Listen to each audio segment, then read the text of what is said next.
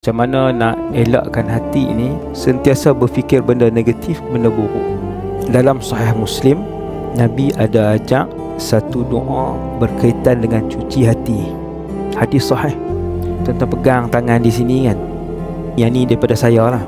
Lepas tu tuan-tuan sebut doa Nabi tersebut untuk jaga hati, cuci hati, pelihara hati, serah hati kepada Allah. Iaitu doa dia, Allahumma ati nafsi taqwaha. Ya Allah, Kau beri ketakwaan kepada hati ni. Wa zakkiha anta khairu man zakkaha. Ya Allah, cucilah hati ni. Sesungguhnya Engkau yang paling baik menyuci hati, sebaik-baik yang mencuci hati. Anta waliyuha wa maulaha. Engkaulah tuan dan pemilik kepada hati ni. Kau yang cipta hati ni. Kau yang tahu sifat hati ni.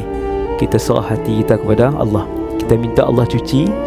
Kita minta Allah bagi takwa ke hati kita. Kemudian kita serah hati ni kepada Allah.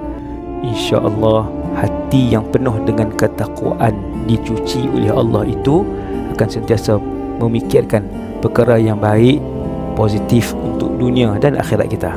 Walhamdulillahirabbil alamin.